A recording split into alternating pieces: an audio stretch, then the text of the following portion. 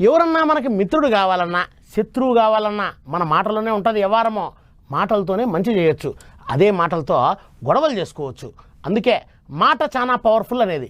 మాట్లాడేటప్పుడు 1కి 2 సార్లు ఆలోచించుకొని మాట్లాడాలా. కానీ అదేందో మన లీడర్లు చాలాసార్లు మాట జారి చిక్కుల్లో పడుతుంటారు. అట్లాగే ఈ మాజీ మంత్రికి ఇప్పుడు మాటతోనే ఓ సమస్య వచ్చి పడింది. అట్లా నోటీసులు ఇచ్చిర్రు కాబట్టి మహిళా కమిషన్ ముంగట హాజరు చేసుకున్నాడు మాజీ మంత్రి కేటీఆర్ సారు. మొన్న పీడీ బస్సులలో సీట్లు చాలక పబ్లిక్ కు తిప్పలైతుంది. బస్సులు వేంచాలే, కొత్త బస్సులు కొనాలని మాట్లాడుకుంటానే అక్క చెల్లెళ్ళ మనసును నొప్పించేటట్టు ఓ మాట జారినుండే కదా.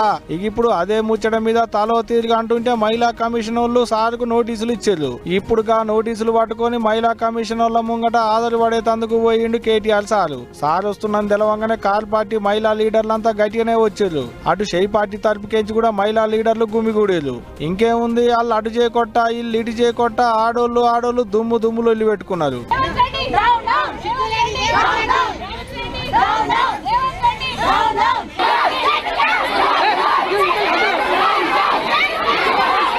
రేవంత్ రెడ్డి డౌన్ అని కార్ పార్టీ వాళ్ళు, కేటీఆర్ డౌన్ అని షై పార్టీ వాళ్ళు అమ్మలక్కల నడుమ చదవడం గట్టిగానే నడిచింది. ఇదే ముచ్చట మీద కేటీఆర్ సార్ మాట్లాడుకుంటా ఏమన్నాడంటే, ఈ రోజు ఏ వైఖరి అయితే కాంగ్రెస్ పార్టీ అవలంబిస్తున్నదో దాని విషయంలో మాత్రం నేను తీవ్ర అభ్యంతరం వ్యక్తం చేస్తా ఉన్నా. ముఖ్యంగా మా నాయకురాల మీద, మా కార్పొరేటర్ల మీద, మా నాయకురాల మీద వ్యక్తిగతంగా దాడి చేయడం, కొన్ని చిన్న వస్తువులు, నెయిల్ కటర్ లాంటి వస్తువులతో కూడా దాడి చేశారని చెప్తా ఉన్నారు. మేము పైన మాకు తెలియదు. మరి దీన్ని తీవ్రంగా ఖండిస్తూ ఇలాంటి సంఘటనలు ఎవరు చేసినా అది మంచిది కాదు. వారి మీద కూడా పోలీసులు తప్పకుండా చర్య తీసుకోవాలి.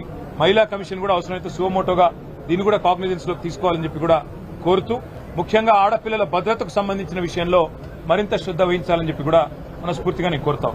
ఇన్నరా ఏమంటుండో సారు, ఇట్లా మహిళా కమిషన్ ముంగట కాల్ పార్టీ వాళ్లకు షై పార్టీ వాళ్లకు నడుమ పొట్టు నడిచింది చదవడం. ఇక ఇదిట్టుంటే ఇటు కేటీఆర్ సార్లు మల్లోపాలి రావాలని పిలిచిరట మహిళా కమిషన్ వాళ్ళు. కానీ చూసిరా ఎట్టుందో ముచ్చట. నోటి నుంచి వచ్చిన మాట ఒంటి మీద పడ్డ దెబ్బ 2 తిరిగి రావంటుంటారు కదా. అట్ట నోటి నుంచి జారిన ఒక మాట ఎంత దుమారం లేపిందో చూస్తున్నారా అనుకుంటున్నారట తెలంగాణ పబ్లిక్. మరి చూడాలకి పంచాది ఇంకెంత దూరం పోతుంది ఏంది అనేదిగా.